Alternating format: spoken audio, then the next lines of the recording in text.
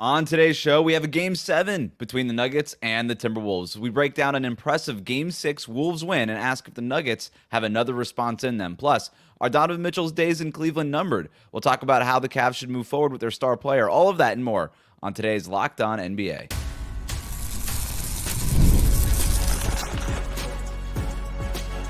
You are Locked On NBA, your daily NBA podcast. Part of the Locked On Podcast Network, your team every day. Welcome to Locked On NBA Friday. Wes Goldberg here with Adam Mares. However, you're tuning in on YouTube, Odyssey, or your favorite podcast app, thanks for making Locked On NBA your first listen every day.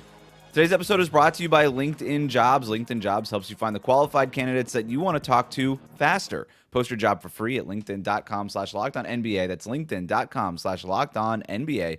To post your job for free, terms and conditions apply. Recording this on Thursday night after the Timberwolves shredded the Nuggets in Game 6 to force a Game 7. They went on a 27-2 run in the first quarter, and it was pretty much over after that. Adam, you're the Denver guy, so I just want to start there. What went wrong for the Nuggets? A lot, everything possible. But it really was reminiscent of Game 2. It followed the exact same script. You know, the Nuggets came out to a 9-2 start. You kind of thought that this was, okay, put doubt in them, hit them, and then there was a timeout, and Denver came out of that timeout, and you credit the Wolves defense. They've been aggressive all series. They've been getting into your space.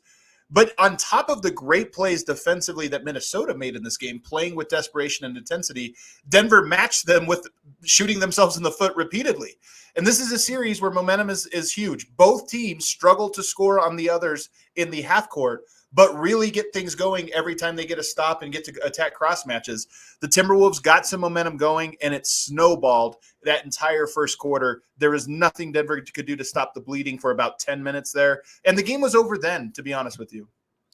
Yeah, you mentioned that the Nuggets shot themselves in the foot. I'm surprised they hit their foot because they weren't hitting anything else with anything else that they were shooting at. I mean, I thought actually Minnesota, their defense was awesome. I actually thought Denver got a few good open looks early in this game that they just missed, and that really took the wind out of their sails. And what's interesting about this Timberwolves defense is they're so good and they are so overwhelming that I feel like it almost puts more pressure on players to make the open ones because you don't know the next time you're going to get an open one. So you're almost just like, wow, this one's open. This is crazy. Where's Jaden McDaniels? I have no idea. Like, let me just shoot this thing. And, you know, we'll talk about the Jamal Murray part of it here in a second, but I also didn't love the Nuggets' lack of the quick, snappy decisions, the strong movements, the strong cutting. That stuff that was there the last 3 games that Denver won was not there. And I don't know if it's so much of, well, look, this was Game 7 for Minnesota. You knew that they were going to come out with more intensity than Denver. I just didn't expect that level of intensity to never get there for the Nuggets after, and maybe it was just that 27-2 run in the first quarter, and that was basically what drained them. I don't know. Maybe that's all it was. I think both of the things you're mentioning are the same. One of these, it's about Denver getting sped up by the Minnesota defense. Minnesota was so aggressive and intense in this game in a way that Denver was not able to respond to, and it led to quick shots. It led to bad decision making, and I think what you're talking about with it's almost hard because you get an open shot. You don't know when you'll get another one. I think a lot of that is the open shots were out of rhythm because the pace of this game was so fast. It was almost like, I got to shoot quick. And it's like, well, that one you didn't. Most of the time you do, but that one you didn't. You actually had time. So I think I credit Minnesota for just the intensity that they brought. And for Denver, look, they had pedal to the metal for 3 games. Their back was against the wall. Those were 3 must-win games in a row. It's rare in a series that you get 3 must-win games before a series is over. Denver got that. This was the first not must-win game they have had since Game 3, and they played like it. They played with major letdown energy. Yeah, and I guess that's the next obvious place to go to is really just giving credit to the Timberwolves. You mentioned it looked like Game 2. It looked like the first 2 games of the series with that intensity that they were playing with. Jaden McDaniels picking up at half court, making plays all the way from there to the rim. There was one play, I think it was in the first quarter, picks up Jamal Murray at half court. Just he's on him up until he gets across the 3-point line. Murray passes it off. The ball kind of pings around. Jamal Murray gets back the ball, goes around a Jokic screen. McDaniel's still on his hip. Jamal Murray finally kind of squirrels his way away from McDaniels, and he kind of goes into that floater that he loves to get to. And then all of a sudden, out of nowhere, McDaniels is not even from the chase down block. He's in front of Jamal Murray out of no. I've watched the play like a million times. I'm like, I don't know how he does it. And he ends up blocking the shot. And then those blocks led to misses and transition opportunities. And Minnesota just, again, like those first two wins, they did almost all their scoring in the full court, everything off of misses, everything off of turnovers, everything off of steals. And they are just so overwhelming when they get into that kind of game. And I'm curious what you think about this. It just felt to me like you can almost guess how each one of these games were going to go based off of like the first 6 or 7 minutes. It just feels like both of these teams want to play differently, and whoever kind of gets the tone set early kind of just has it for the rest of these games. Well, the way I would put it, I mean, like I said, it's such a momentum series that there is compounding interest on every run you get because both teams have such a hard time stopping the other team when there's a run. I mean, look, we've had 6 games in the series. They've all been blowouts. Like they have not necessarily been close games. A couple of them have been 10-point games, but they rarely got closer than that. It was just nice 10-point cushion, but they've been blowouts. And I think it just has a lot to do with that momentum. And, one other thing that I think is interesting about this game from a tactical standpoint, Jokic has absolutely cooked for the, games 3, 4, and 5. In this one, they did what the Lakers did throughout their series, which was we're going to just not let Jokic beat us and try to send hard, fast doubles early on and see if they can make plays behind. And look, Denver shot 19% from 3 last night. They got a lot of open looks off of those actions specifically. But Jokic also, I thought, looked to, quote unquote, make the right play. They're going to double. Well, I'm just going to quickly get the ball out of my hands. I'm going to draw the double and then go. It clearly was not a night for Jamal Murray, who was atrocious in this game. It was not a night for Michael Porter, who was atrocious in this game. And I think that in Game 7, if you're Jokic and they're going to send a hard double, can you sit back and just say, hey, I'm going to make the right play and let those guys go? You probably have to have a shorter sort of patience in Game 7 and say, hey, I'm going to play this right way. But if this thing starts to go 6-7 point lead from Minnesota, you got to score through the double team and you got to be aggressive. And I think you will be. Yeah, you got to look like what you looked like in the third quarter of Game 5, right? And you were able to wait until the third quarter. Well, not really wait. He was great in the first half of that game too, but you know what I mean. It's a great point. I do wonder if making the right play would have been the right play if Jamal Murray had just made more of those shots, though, because a lot of those shots were in his wheelhouse. But he was just back-rimming floaters, missing three-pointers, and things like that. And we do have to have the Jamal Murray conversation. It's not been a good series for him.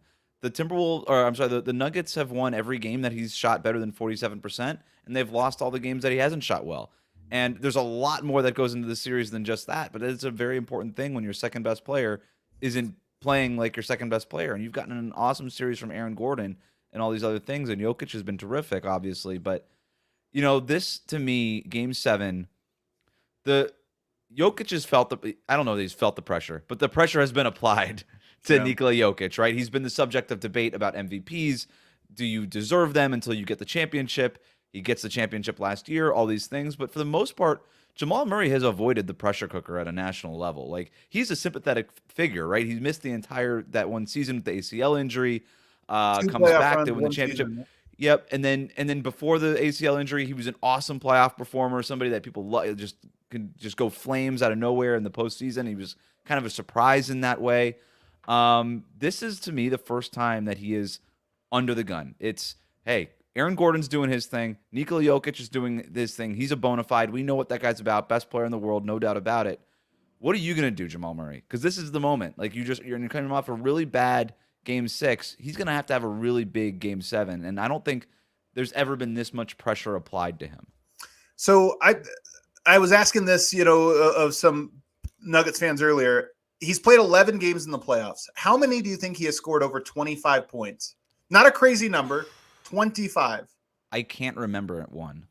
He's had one game in this playoffs over 25 points. I mean, you said it's been a tough series for him. The first round was horrible from him. What you remember is 2 game winners, which are obviously incredible. You get the flashbulb moments. Game winners, especially in Game 2. He was atrocious in that game until he hit about 3 or 4 shots down the stretch there that were big, including the biggest one. And then in Game 5, he had a pretty solid game in that one. I think maybe his best or second best game of this entire playoffs. But Murray just has not been himself throughout this entire playoff. I will say after game 2, which was probably his lowest moment, shot below 20%. The defense was swarming. We all remember that game. It reminded us of this one. The Nuggets got 3 days off, and he came out and had maybe his best game of the playoffs. The Nuggets have 3 days off going into game 7. And I think for him, with the injuries he's accrued late in the season and then obviously in the postseason, that 3 days is going to be really important to him. But let's not kid ourselves. Jamal Murray has never been an all-star. He's a very good player, but he's a little bit of a two-faced player. Even in the regular season, you don't know which version of him you're going to get. But in the playoffs, he has always stepped up when it's mattered. This playoffs, he's pushed that theory to its zenith, literally only stepped up when it matters. So guess what? Game 7 matters the most. We'll see if he has it in him one more time. I hope we get one close game in this series. I think we will. Game 7s are just They inherently have to be close and clunky. I mean, physical. I have a feeling we're headed for like an 85-89 game. That's beautiful. That's music, baby. Let's go. That's Miami Heat basketball, right? That's right. That's Heat culture. Yeah, I got to root for something without them in the playoffs. All right. Speaking of rooting for something in regards to the Miami Heat, do the Cavs really believe they can bring Donovan Mitchell back next season? We'll talk about that next here on Locked On NBA. Today's episode of Locked On NBA is brought to you by LinkedIn Jobs. When you're hiring for your small business, you want to find quality professionals that are right for the role. That's why you have to check out LinkedIn Jobs. LinkedIn Jobs has the tools to help you get the right professionals for your team faster and for free. LinkedIn isn't just another job board. LinkedIn has a vast network of more than 1 billion professionals, which makes it the best place to hire. It gives you access to professionals you can't find anywhere else, and LinkedIn does it all while making the process easy and intuitive. Hiring is easy when you have that many quality candidates. So easy, in fact, that 86% of small businesses get a qualified candidate within 24 hours. LinkedIn knows that small businesses are wearing so many hats and might not have the time or resources to hire. So LinkedIn is constantly finding ways to make the process easier. They even have just launched a feature that helps you write job descriptions, making the process even easier and faster. 2.5 million small businesses use LinkedIn for hiring. So post your job for free at linkedin.com/lockedonnba. That's linkedin.com/lockedonnba to post your job for free. Terms and conditions apply.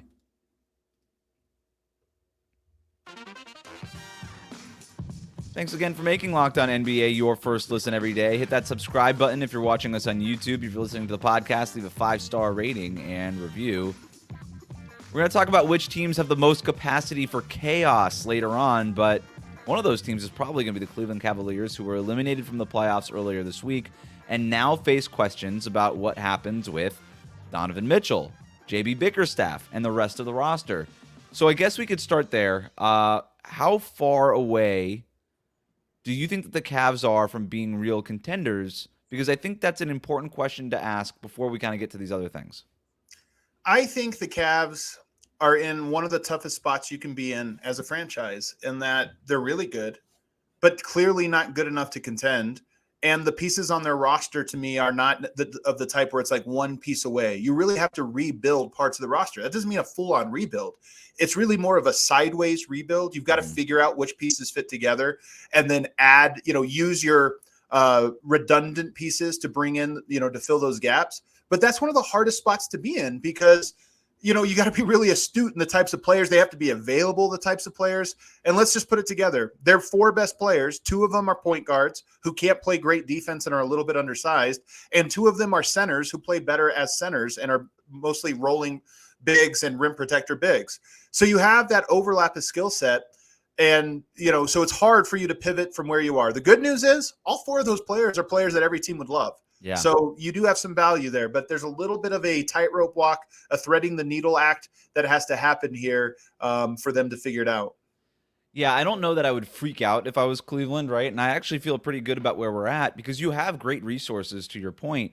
The difference is, like you just said, like the resources are great, but they don't necessarily fit together. But it's really cool that you were able to acquire all those resources. I think it's going to be really it'll be very manageable to pivot. It's almost like a startup company. It's like, okay, this thing that we were doing over here doesn't work. Let's pivot and use kind of like this VC money that we had to kind of go in this new direction. And I think the Cavaliers are there. But just like that startup, you only got one chance to do it, right? Like you only really have one shot to pivot and kind of make it a smooth pivot and go in that new direction. And so Are you able to, and this is going to be difficult because you don't know what you're going to do with Donovan Mitchell, right? You want to try to extend him. He might not do it. And then you have to ask yourself some serious questions if that's not the case. But there are teams that would like Garland. There are teams that would like Jared Allen. You could kind of build this thing back around Mitchell and Mobley for a roster that works. So I think that is definitely possible. But then you have to figure out, what are you doing with Donovan Mitchell? And I keep hearing this, Adam, and I know you are too. It's like, well, you got to trade Donovan Mitchell if he doesn't sign the extension, or you risk him walking away for nothing. And my argument is, well, is one more season of Donovan Mitchell nothing? Donovan Mitchell's a really good player. That ain't nothing, right? And this is a wide open Eastern Conference. He was the best player on the court in that Cavs Celtics series. Like, if you make the right moves around the margins, even for 1 year, you can make a run to the Eastern Conference Finals. And if you're in the Eastern Conference Finals, you could be in the NBA Finals. Like, that ain't nothing, you know? And so I do think Wes, for a team like, yeah. So, well, here's the thing that I think when people say that, because I'm with you, I hate when players are so ready just to blow it up. Like in the NBA, if you don't have a slam dunk, it's like reset everything, just like get draft picks. And there is a middle ground. Teams like the Miami Heat have pivoted without having to go in full on tank mode, even for a single year. Like the Spurs have done this. It can be done. But here's the thing. It's hard to envision the Cavs were only 1 year away this year, right? Like, oh, they were so close to this or that. You first, oftentimes, without one of the 3 or 4 best players that the Cavs do not have. They do not have a top 5 player in the NBA. I don't think even close. If you don't have that guy, you have to figure out what your identity is and start building that. And then usually it takes a while to piece together. Like, okay, we got to add this piece, and this piece. And for the Cavs right now, I don't know that they even have an identity. If they were to make a trade, this offseason, is it realistic to say that it would be a trade so great that they could start to assemble an identity and figure that out in short order and then get to a playoff next year where that comes to fruition? I think you could build around the Donovan Mitchell, Evan Mobley 2-man game, and you 100% just put shooting and stuff. The problem with that is if you think that Donovan Mitchell walks away in a year, then your identity goes kaput with it, right? And so that's sort of the argument. But you could get if you can go get a wing and a power forward who can help Mobley play in space, because Jared Allen didn't play in that last game against the Celtics. Mobley was playing in space as a center and scored 33 points, and he looked awesome. And he was doing some of it in isolation, kind of scoring over Jason Tatum and stuff like that. There's definitely something to do here.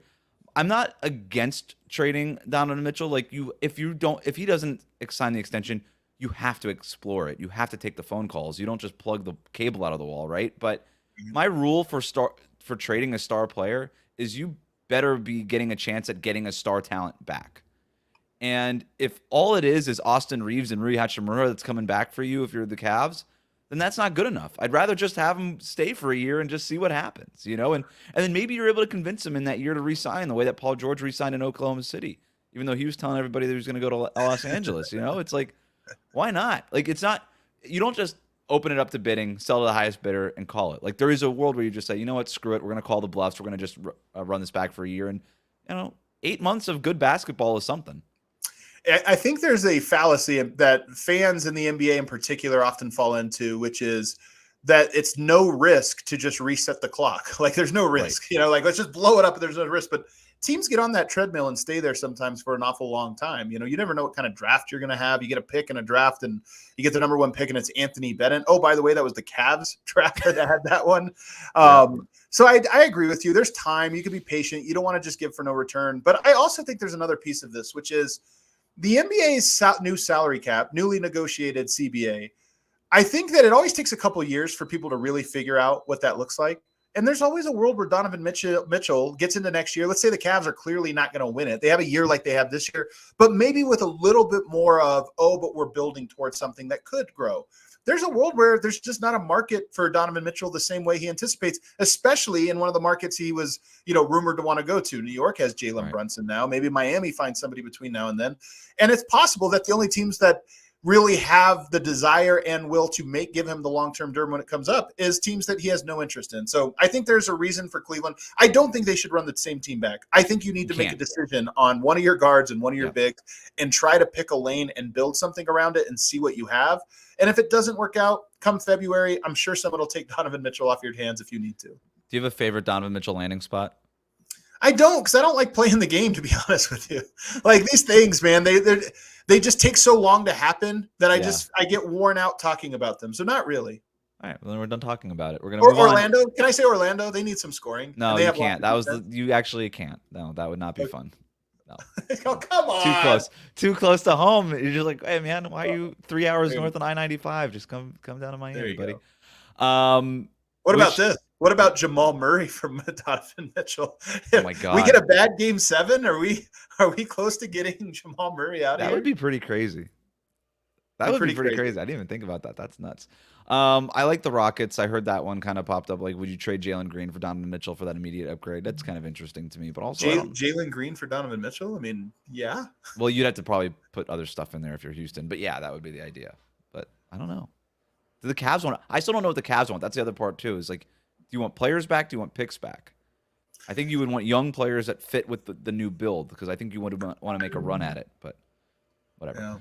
Yeah. Which other teams might blow it up this offseason? We'll talk about that next here on Locked On NBA.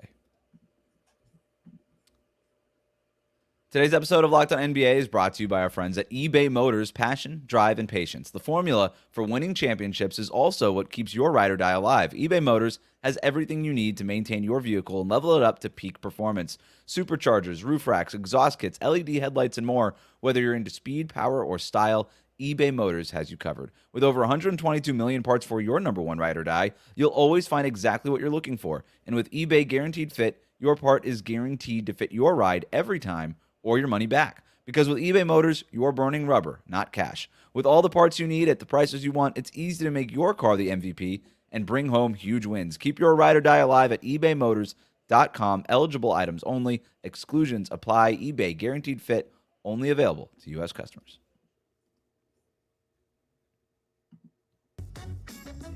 Thanks for making Locked On NBA your first listen every day. Hit that subscribe button on YouTube. Ring the bell to get notified when new episodes of Locked On NBA go up. Also leave a 5-star rating and review on your podcast app. It's Friday, which means it's time to count down to the weekend with our weekly power rankings. I'm not a system player. I am a system player. Go power rankings. Go power rankings. It is our 5 teams with the most capacity for chaos in the NBA. Honorable mentions, Adam. I've got the Sacramento Kings because Too early. No I way. agree. Do you really believe it? I will never doubt the Sacramento Kings' capacity for chaos, and I don't think you should either. They shouldn't do anything, and that's why it would be chaotic if they did do something. If they all of a sudden say, you know what? We were never going to trade Keegan Murray, but now we will. And we're trying to make some moves. We're going to lose Malik Monk. We need to add something. Like, I don't know. I just never counting out the Sacramento Kings. Never counting them out. It feels hey, you know what? Maybe this is where it is. This is the Donovan Mitchell destination. Maybe that's what it is. Let's get crazy here. Probably it's like, hey, that hasn't worked for literally the Cavs.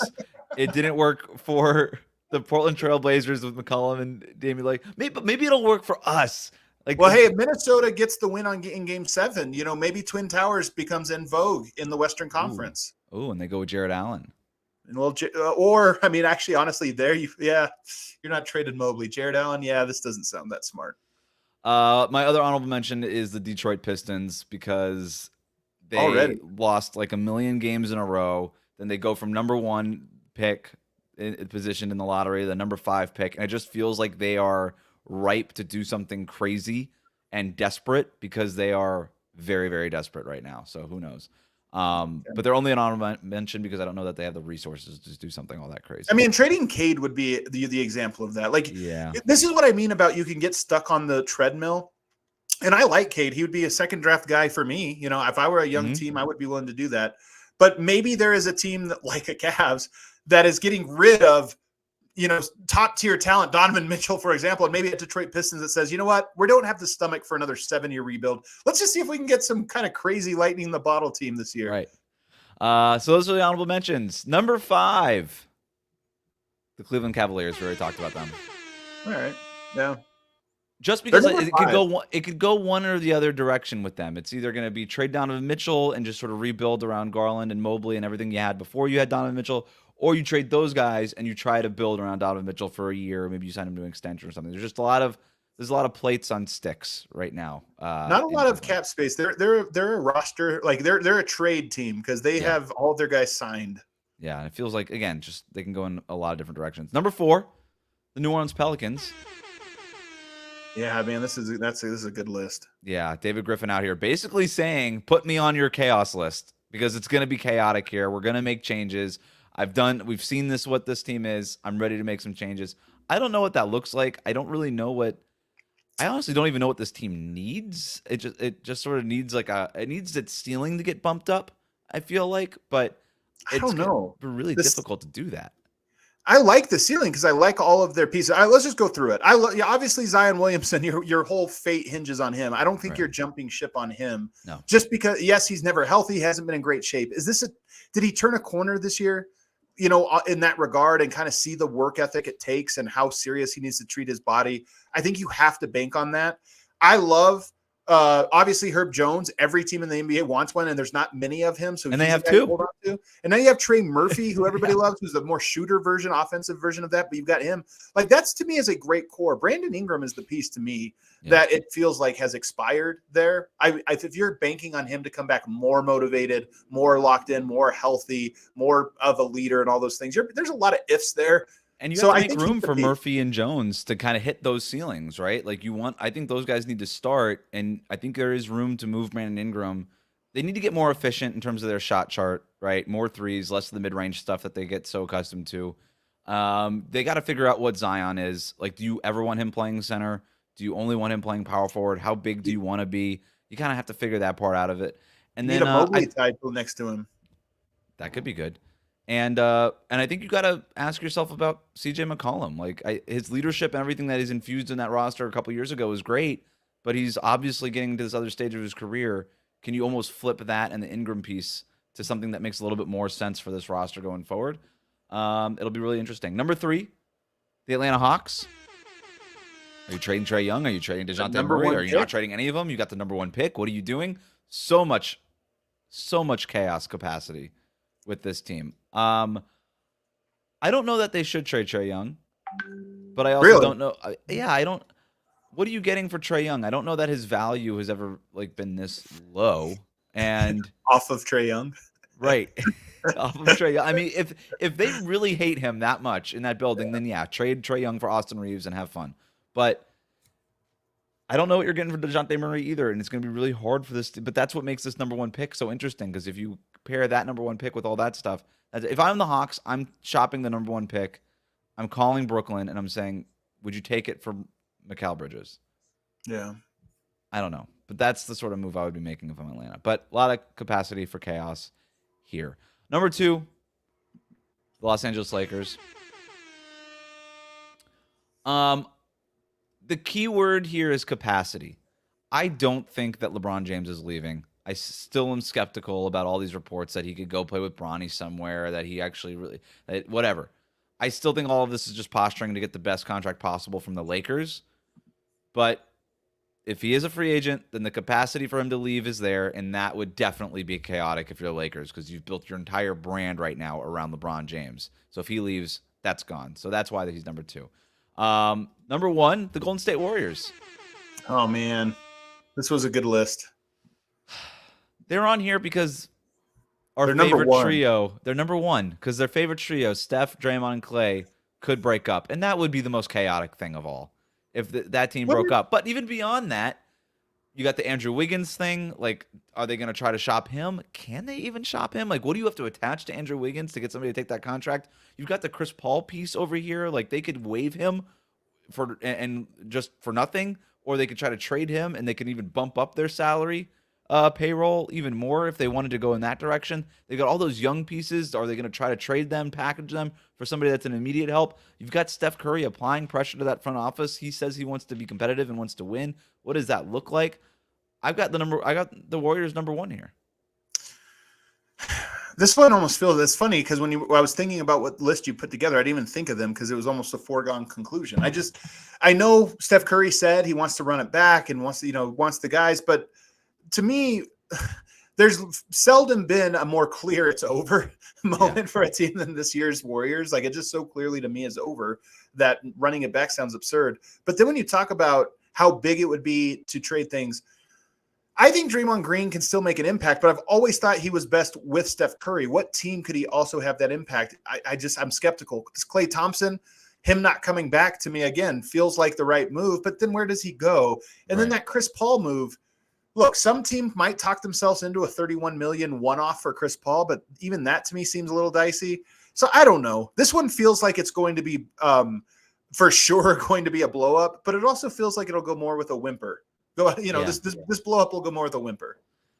With Joe Lacob, I'll never rule out, like, let's go swing big. Like, would they go trade for Donovan Mitchell? That doesn't even make sense for their roster, but would they just do it anyway? You know, it's there's that hunger in that building to keep winning and try to outsmart everybody else in the league, whether or not they are actually doing it or not. And there's a capacity here because it just feels like all the parts are moving parts here right now, except for Steph Curry, of course. So that's it. The most chaotic teams, at least the capacity to do so this offseason. There's a list. There you have it. That's it for us today. Thanks for making Locked On NBA your first listen every day.